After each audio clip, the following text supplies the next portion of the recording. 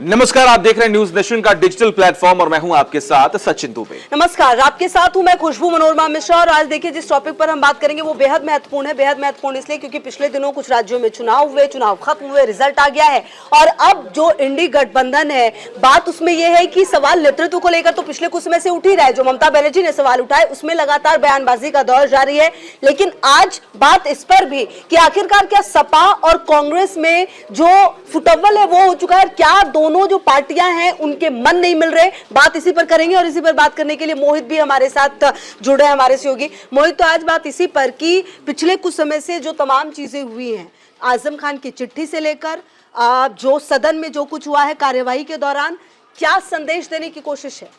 देखिए, अगर बात की जाए यहाँ पर आजम खान को लेकर, आजम खान लंबे समय से, देखिए राजनीति में नेता वो होता है जो हमेशा राजनीतिक तौर पर सक्रिय दिखता हुआ या सक्रिय रहना चाहता है, लेकिन है क्या कि आजम खान लंबे वक्त से बिल्कुल साइडलाइन हो गए हैं। पार्टी में भी उनको साइडलाइन कर दिया, खास तौर पर लोकसभा चुनाव के वक्त जब आजम खान ने अपना प्रेशर पॉलिटिक्स जिस तरीके की वो करते हैं, उन्होंने वो भी करने की कोशिश की समाजवादी पार्टी के ऊपर, और उन्होंने कह दिया था कि रामपुर में कोई समाजवादी पार्टी के प्रत्याशी चुनाव नहीं लड़ेगा। इस बात पर अखिलेश यादव ने सीधा दिल्ली से जो यहाँ की मस्जिद के मौलवी थे उनको, महिबुल्लाह नदवी, उनको सीधा रामपुर का टिकट दे दिया था और रामपुर में चुनाव लड़ाने के लिए भेज दिया था। तो वो तलवारें दोनों तरफ से तभी खिंच गई थी।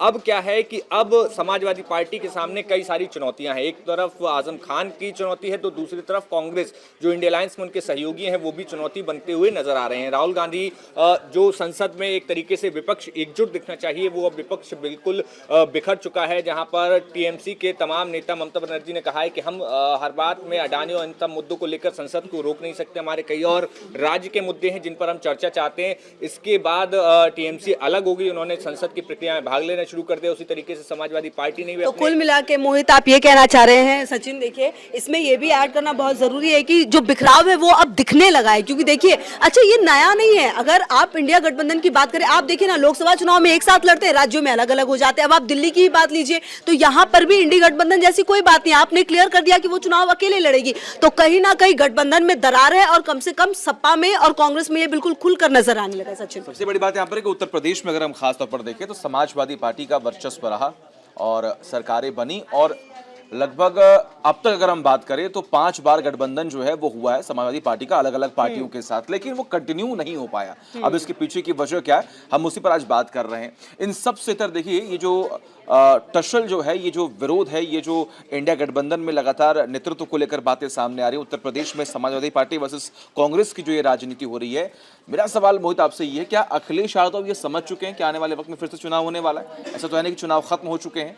अगर चुनाव में कांग्रेस का साथ उनको मिलता है, क्योंकि अभी उपचुनाव में यही चीज हुई, थोड़ी बहुत खिटपिट हुई और नुकसान सपा को हो गया, आने वाले वक्त में क्या अखिलेश यादव अभी भी समझदारी से काम कर रहे हैं, अभी ही ये फैसला ले रहे हैं कि भैया अखिलेश यादव चाह रहे हैं कि कांग्रेस से हम दूर हो जाएंगे तभी हमारा बेनिफिट होगा, वरना उसमें भी हमारा नुकसान होगा? देखिए, अखिलेश यादव एक चीज समझ रहे हैं कि आखिर जब आप देखेंगे पिछले कई सालों की पॉलिटिक्स, तो खासतौर पर जब विधानसभा के बिहार में चुनाव हुए थे 2019 में, अगर हम 20 की बात करें, वहां पर 19-20 की, तो वहां पर आरजेडी कांग्रेस के साथ थी, लेकिन आरजेडी की तरफ से सबसे बड़ी गलती क्या थी, उन्होंने 70 सीटें जो थी वो कांग्रेस को दे दी थी। कहा जा रहा था कि सिर्फ 30 सीटें जीत देते और उसमें से 17 से 18 के लगभग कांग्रेस जीती थी। तो वहां पर आरजेडी को सबसे बड़ा नुकसान हुआ था और तेजस्वी यादव मुख्यमंत्री बनते बनते रह गए थे।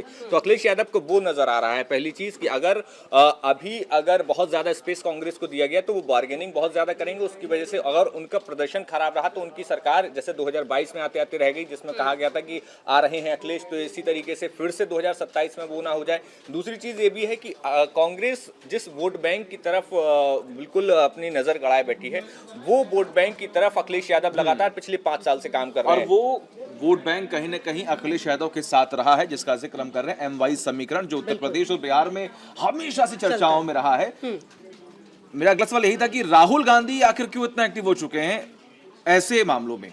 जब तक जरूरत तो अखिलेश यादव को होनी चाहिए थी, अखिलेश यादव को वहां पर जाना चाहिए था, लोगों से मुलाकात करनी चाहिए थी। अखिलेश यादव भी शांत बैठे हुए हैं, वो धैर्य में है कि देखा जाएगा आने वाले वक्त में क्या होगा। लेकिन राहुल गांधी उत्तर प्रदेश में एक्टिव हो चुके हैं। बिल्कुल, देखिए राहुल गांधी जानते हैं कि भविष्य में अगर दिल्ली का रास्ता जो है, केंद्र का रास्ता उत्तर प्रदेश से होकर जाना है। उत्तर प्रदेश में कई बार यही होता है कि आप तमाम राज्यों में, दक्षिण के राज्यों में, तमाम राज्यों में आप सरकार बना लेंगे, वहां से सीटें ले आएंगे, लेकिन अगर आपने उत्तर प्रदेश को मजबूत नहीं किया तो आपका वो सपना टूट जाएगा जिसमें पार्टी केंद्र में सत्ता में आएगी। तो राहुल गांधी आगे की रणनीति पर काम कर रहे हैं, लेकिन दिक्कत ये है कि वो जो रणनीति है उसके बीच में समाजवादी पार्टी अच्छा, मुझे ऐसा लगता है मोहित कि यहाँ पर यह भी चर्चा करना जरूरी है। समाजवादी पार्टी का ये रुख शायद इसलिए भी है क्योंकि अगर आप लोकसभा चुनाव की अभी देखिए जो बात करें तो उसमें समाजवादी पार्टी का अच्छा प्रदर्शन रहा है। ठीक है, कांग्रेस ने भी अच्छा प्रदर्शन किया, लेकिन कांग्रेस से उस प्रदर्शन की उम्मीद की ही जा रही थी। आप कहते हैं कि हम विपक्ष हैं, नेता प्रतिपक्ष भले ही राहुल गांधी बन चुके हैं, लेकिन अगर आप अपने आप को विपक्ष कहते हो तो आपको उस तरह का प्रदर्शन भी देना पड़ेगा। अगर आप ऐसे देखें तो समाजवादी पार्टी तीसरे नंबर की पार्टी रही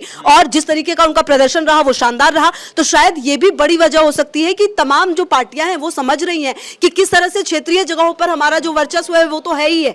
आप अगर अभी और देखिए कांग्रेस के लिए ये जो चीजें हो रही हैं कहीं ना कहीं इसमें सचिन ये भी चर्चा का विषय है कि आप देखिए प्रदर्शन, अगर आप कांग्रेस की स्पेसिफिक प्रदर्शन की राज्यवार भी बात करें, चाहे हरियाणा में बात कर लें, चाहे आप बात कर लें महाराष्ट्र में, जो सिर्फ 2 राज्यों की ही बात हम कर लें, तो आपने यहां पर भी ऐसा कोई प्रदर्शन नहीं किया है।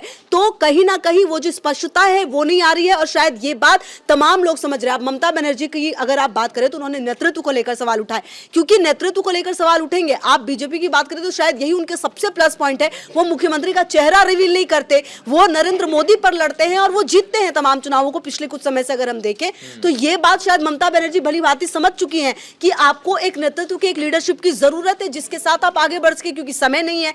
ऐसे में अब सवाल यही है कि राहुल गांधी का रुख क्या होगा और कम से कम कांग्रेस अब इस पर क्या बोलने वाली है। देखिए राहुल गांधी की क्लियर स्ट्रेटेजी साफ है। लगातार वो जिस स्ट्रेटेजी पर चल रहे हैं वो लगातार जातिगत जनगणना और तमाम मुद्दों को लेकर चल रहे हैं। खासतौर पे मुस्लिम को लेकर लगातार कांग्रेस अपना आगे कदम बढ़ा रही है। हुआ क्या है कि आप अगर देखेंगे तो संभल का जिस तरीके से मुद्दा हुआ, संभल का मुद्दा विपक्ष को एक साथ मिलकर उठाना था, लेकिन वहां पर विपक्ष 2 अलग-अलग राह पकड़ा। वहां पर अखिलेश यादव लोकसभा में इस मुद्दे को उठा रहे थे तो राहुल गांधी संभल की तरफ चले गए, संभल की तरफ जाने लगे, हाईवे पर उन्हें रोक दिया गया और इस बात को लेकर सबसे ज्यादा नाराजगी समाजवादी पार्टी की तरफ से दिखाई गई और राष्ट्रीय महासचिव जो हैं उनके रामगोपाल यादव, उन्होंने कह दिया कि भाई आपको पता है कि आपको नहीं जाने दिया जाएगा, तब भी आप जा रहे हैं, तो ये आप, जबकि इस मुद्दे को आपको संसद में उठाना चाहिए था। और सबसे पहले दिन संसद में अखिलेश यादव ने इस मुद्दे को उठाया। तो क्रेडिट लेने की बात है कि आखिर इस मुद्दे को कौन क्रेडिट लेगा। समाजवादी पार्टी लोकसभा में इस मुद्दे को उठाकर क्रेडिट ले रही है, तो राहुल गांधी के सामने यही एक रास्ता था कि वो ग्राउंड पे थोड़ा देखें, कुछ फोटो सेशन हो तो उसका क्रेडिट उनको मिल जाए,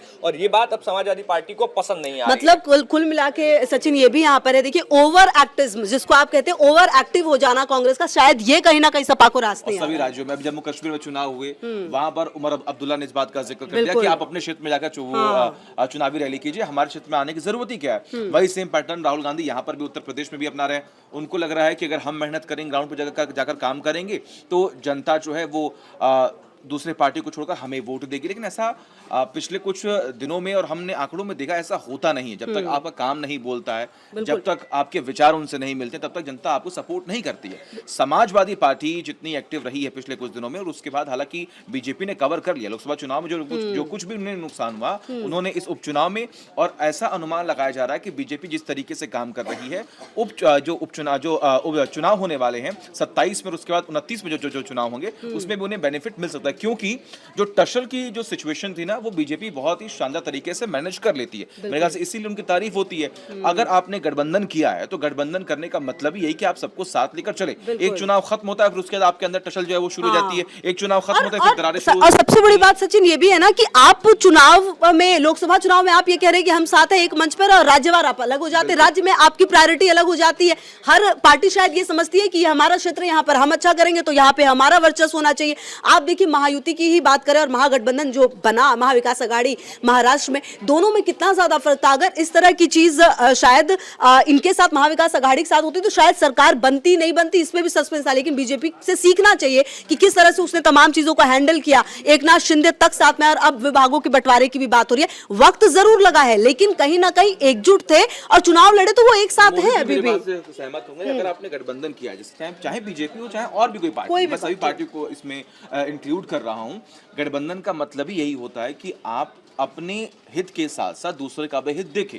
लेकिन कांग्रेस जिसके साथ भी गठबंधन करती है हमेशा उस पार्टी को हाशिए पर ले जाने की कोशिश करती है, जिसके बाद नुकसान कांग्रेस का ही होता है। और देखिए गठबंधन की अगर इंडिया अलायंस की बात करें तो हर जगह इंडिया अलायंस में सामंजस्य नहीं दिखाता। सिर्फ और सिर्फ झारखंड में बहुत अच्छे सेटल तरीके से हेमंत सोरेन ने एग्जीक्यूट की। हेमंत सोरेन लगातार दिल्ली आते थे, मीटिंग करते थे और जाते थे वापस। और किस तरीके और से रिजल्ट भी देखिए मिला है ना मोहित। उन्होंने टाइम बिल्कुल। पर सीटों का बंटवारा किया, हाँ। टाइम पर सारी सीटों के बंटवारे के साथ प्रत्याशियों का ऐलान किया, उसके बाद उन्हें रिजल्ट मिला। जबकि महाराष्ट्र में क्या हुआ कि आखिरी वक्त तक भी दोनों कंफ्यूजन की तमाम स्थिति पार्टियों थी, में बिल्कुल। कंफ्यूजन की स्थिति बनी रही। अब क्या है कि अगर हम गठबंधन की बात करें तो खासतौर पर कांग्रेस को इतना तो पता है कि उत्तर प्रदेश में खासतौर पर अगर हम समाजवादी पार्टी के साथ रहेंगे तो हमेशा एक छोटे भूमिका में रहना पड़ेगा। समाजवादी पार्टी हमेशा लीड वाली पोजीशन में रहेगी। कांग्रेस वो नहीं चाहेगी क्योंकि दो चुनाव में, खासतौर पर लोकसभा चुनाव और ये बाईपोल में, वो छोटे भाई की भूमिका में रहकर समझ चुकी है। और खासतौर पर ये बात भी है कि अखिलेश यादव लगातार कांग्रेस पर हमला करते रहते हैं। हाल ही में अभी उन्होंने एक इंटरव्यू में कहा है कि भाई